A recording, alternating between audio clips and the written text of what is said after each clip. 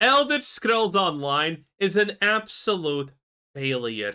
Arguably worse than Fallout 76, honestly, at this point, and there are no redeeming factors. Maybe except the fact that the player base for Elder Scrolls Online is pretty open to admitting that, yeah, the game's kinda bad, but we play it because there's nothing really better to do, and we kind of want an Elder Scrolls game to play, so here we are.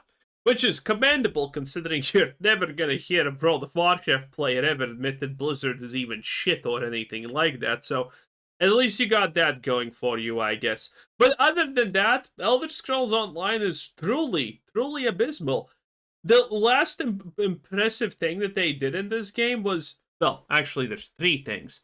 The last thing that this game did was they looked at World of Warcraft and they were thinking, man, World of Warcraft is going down the shitter real fast, real good. What is the worst part of it? Yeah, Shadowlands. That's Shadowlands by far. And what is the worst part of Shadowlands? Torghast. Well, seems like that would be the exact thing that we're gonna steal from Blizzard and put in our own game. And that's what they did. They literally, unironically stole Torghast and put it in the game. Yeah, that's stupid. That's as stupid as you think it sounds. Maybe even honestly worse at this point. And other than that, they added a non-binary companion that tells you constantly that they're non-binary, because how else would you honestly fucking know, right? And they're trying to rewrite the lore that all of the gods are gay and shit. Yeah. The Daedra, the Aedra, and all of the things that start with the are gay now. That's, by the way, canonically. I'm not kidding. They're literally trying to change canon here. But, you know, again, Elder Scrolls Online is an experience, and it's an experience of pain and despair. Well, ESO finally did it after 10 plus years. In 2025, with their next base game update, the Elder Scrolls Online is now going to let you change your class. Sort of. Thanks to ZeniMax Online for giving me an early preview of this crazy new feature, plus much more coming to the game this year in their Season of the Worm Cult Parts 1 and 2. In this video, I'll break down everything I learned during my time with the development team this week, and if you like ESO content like this and you want to stay up to date on everything coming to the game in 2025, make sure to hit that subscribe button. Alright, let's get into ESO subclasses. Now, honestly, I did not expect this feature to make it to ESO anytime soon, though myself and many others have wanted something like this for a long time. But this is a pretty cool way to address a major pain point in the game right now, which is for those who only want to invest in one character. Yeah, the graphics do look like they're outdated, because they are for the most part, but I mean, it's not that bad if we're being completely honest. Can they experience other classes in other skill lines? Well, instead of giving us something like a class change token and letting us change our class completely, ZOS will be introducing a new feature called Subclasses. Once a player hits level 50, they will unlock the option to add or remove skill lines from any other class in the game. Now, before Subclasses, ESO just had the 7 class options, but now, with the ability to mix and match skill lines going forward, there's going to be something like over 3,000 possible, quote, classes that you can make, which is pretty insane. But with this new system, will this break everything? Yes. But, you know, considering how Elder Scrolls Online is doing, they might as well honestly do it because, well, no one's gonna care otherwise. I mean, they are pretty desperate. Were they on Steam? Let me check. ESO or ESO Steam DB. Is that a thing? Elder Scrolls Online. It is! It is! Oh no, wait. This is doing actually much better than Fallout 76, okay? It's like doing 2 times better. It currently has... I'm gonna share the screen cube real quick. There we go. Look at this! 70k people are playing. Technically, it's pretty popular. And with a 50k peak. Now, is there a separate launcher? I think there is, but did it get... I don't remember, did it get shut down or whatever? Because, again, all the Bethesda launchers have been... well, not comparatively, but literally called shit by everyone in the world, and they kind of just gave up on it. So, I think this is the only place you can play the game now, which is not bad. But 17k players online is not bad. But again, remember, The game is literally almost for no one at this point. It's just for people who, well, don't have anything else. It's like Diablo 4. If you're currently playing Diablo 4, you're either Elon Musk or you are, someone who just is super bored and they don't have anything else to do. That's pretty much it. And this is Elder Scrolls Online. There's no other Elder Scrolls experience currently available, so people are just kind of playing that because why not? What else are they gonna do? Completely understandable. And that's why most people who play Elder Scrolls Online are actually willing to admit that their game is not fun. That it's more microtransactions than game, because there's a lot that they want to obviously shake you down for. Coming in the next updates, you can basically make your character exactly as you want, to express yourself exactly as you want in combat. Now that's pretty cool, but the problem with this game is that you can only press what, 5 buttons, 6 buttons, or something like that. So that was when this game initially came out, that was instantaneously my problem. Striking the balance between how many buttons you need to press is pretty delicate. And I think World of Warcraft Classic has done it the best. Every class has 20 buttons, but typically you only have to press like 4 of them or something. Season of Discovery does this pretty well because it concentrates for easy, short, bursty combos, but you have to press like, 3 buttons. If you're a Shadow Priest, by the way, you can currently macro all of your damage rotation into a cast sequence macro, by the way, 10 out of 10. That's what I did. But, typically it's going to be casting like 4 or 5 buttons, and then there's cooldown buttons and whatnot.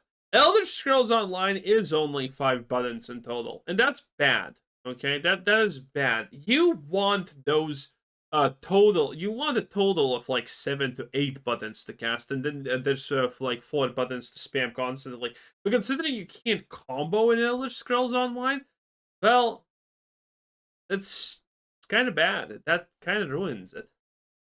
I mean, this combined with the skill styles that we already have for many abilities, changing how they look, combined with our new set of... Oh, but you can... Yeah. You can swap weapons like in New World. No one cares. It still feels fucking bad and tedious. Customizable scribing skills. I think ESO has really achieved a new level of character customization that's going to rival its competitors in the MMO genre, and I'm really happy to see this, even if it's going to make my job of creating build guides a lot more challenging. Now, I'll talk about this in future videos, obviously, but just think of some of the possibilities you can create with subclasses in ESO. For example, you could create the ultimate summoner style build, maybe the Warden Bear Pet combined with the skeletal minions of the Necromancer combined with the Daedric Scamp and Twilight from the Sorcerer class. Or you could make a life siphoning Lich build by combining Necromancer Bone Tyrant skills with the Nightblade's siphoning and shadow magic. Or what about a Dark Paladin style build that uses Templar's Adric Spear skill line, combined with Sorcerer's Dark Magic skill line, combined with the Necromancer's Gravelord skill line. Yes, you can combine up to 3 skill lines on your character at one time. So how is this going to work exactly? Well, I did get some... So let me explain one thing real quick if you don't understand this. The obvious combos are going to be very fucking obvious to everyone. Okay? So, yeah, there's technically like 3 billion permutations or something like that, but there's only so many good ones. Some information. Apparently, subclassing is going to be an account-wide feature, meaning any skill lines you have across other characters are going to be available to you on your main character in some way. A little bit unclear here, but it sounds like you would still need to level up those skills on the main character, probably leveling up those morphs as well, which, I mean, that does make sense considering that primary character has never used those skill lines before, and so they're not proficient. Now, of course, if you haven't played a class like ever, then there will also be ways to unlock those skill lines on your main character as well. It sounds like there will be some sort of trainer quest line in place that's going to help you do that. Now, obviously for paid classes like the Arcanist, I'm sure you will still need to own the class in order to unlock those skills on your main. In fact, this Again, ESO is pretty much just a test of how much they can squeeze out of you. is actually a really smart move by Zos because I know many players who refused to buy the Arcanist class simply because they had so much time and energy invested in their main character and they didn't want to start over. But with this new subclassing system in place, you'll never need to start a new character again in order to experience a new class. You just buy the new class and then you can add their skills to your own character's skills. This is actually a pretty smart solution to a big problem for a lot of ESO players who really just play. No, the smart solution is just making the shitty new class free. Because, yeah, not try to nickel and dime the player base. That's the smart solution. Their main character and don't have any alts. Oh, and did I mention that subclassing is a free base game feature planned for ESO? This is another great move, I think, by the dev team, and it further supports their vision of improving the baseline experience of the Elder Scrolls Online for all players, especially improving that base game experience. By the way, this is literally what Rift did. And Rift is my all-time favorite MMO game. I liked Rift so much. Experience across the board. And now I also sat in on a Q&A with the developers to learn a little bit more about the new subclassing feature. A few things that came up that I thought were interesting. Number one, power level of skills is not changing for subclasses. So that means these subclass skills are not going to be stripped down or modified in any way. They are the exact same abilities that are available to that original class. There is one trade-off, however, which exists, and that is that your subclass skills require 2 skill points to unlock instead of 1. So it sounds like skill points and respecking are going to be more important than ever with this new update. In other words, to unlock more power on your character, you will need to invest more. Now, as far as armory and armory builds, I'm not sure how that's going to work. I don't have an answer for that yet. I'll let you know as soon as I know. And in regards to things like class sets from the Infinite Archive, I found out those are not changing, and those will only be usable by your original class. That is, the class that you chose during character creation. So if you're a Templar that also uses... Doesn't that fuck up so many people now? Because what if now the best... This is gonna screw up so many people. Because what if now the best objective class is something else? And now you need to level that main class because you need to use that set. What is this? That's gonna screw up so many people. Sorcerer and Dragon Knight skills, well, you're still a Templar in terms of which class sets you can use, so just something to keep in mind there. And now in terms of balance, I think this is something that will be an ongoing discussion for players and the development team.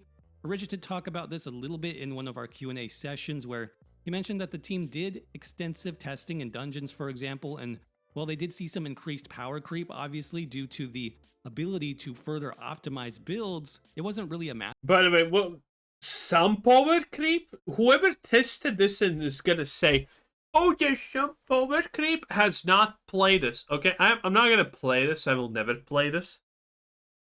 But I can guarantee you that this is the highest power creep that this game is ever gonna experience. This is forever gonna be the highest power creep this game is ever gonna experience. By far. Unless the systems are extremely weak and you get like only 1 extra skill, that's still arguably going to be the biggest power creep in the game.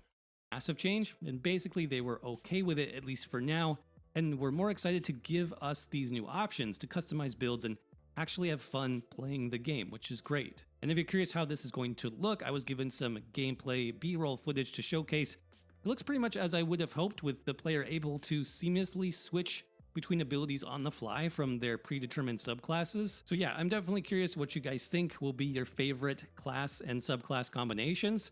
Let me know what you think in the comments section. But let's talk about another huge change coming to ESO in 2025, which is seasons, with our first new season itself called Shadow of the Worm Cult.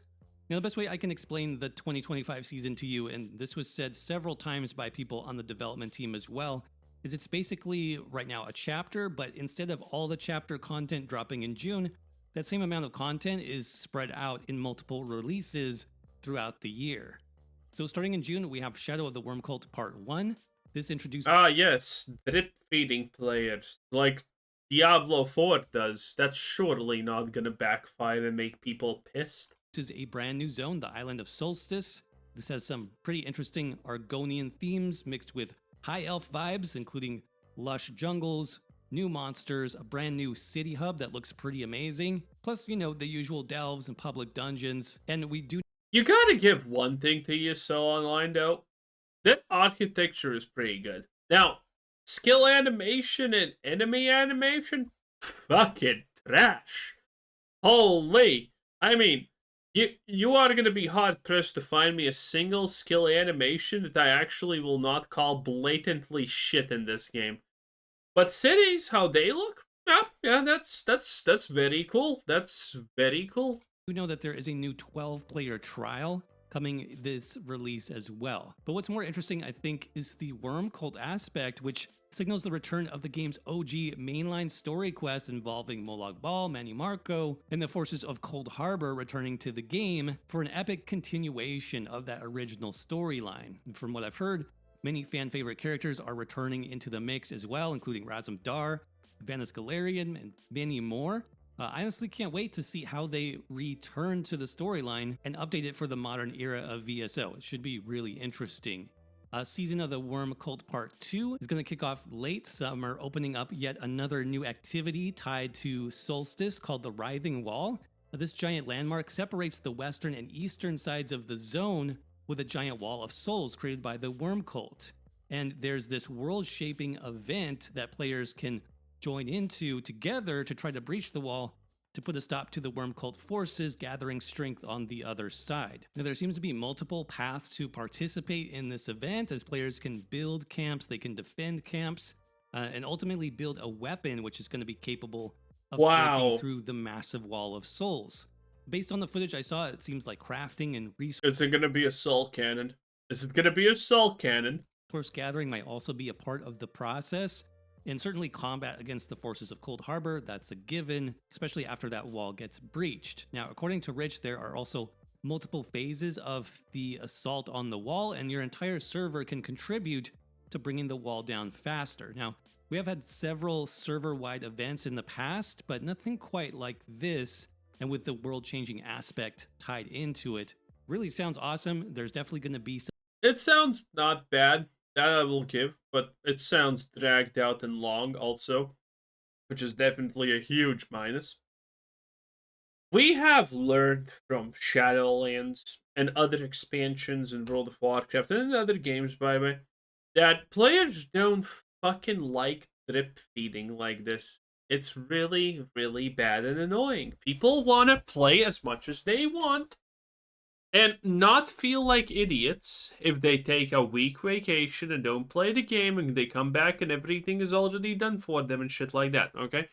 Just allow players to do as much as they want and you're fine.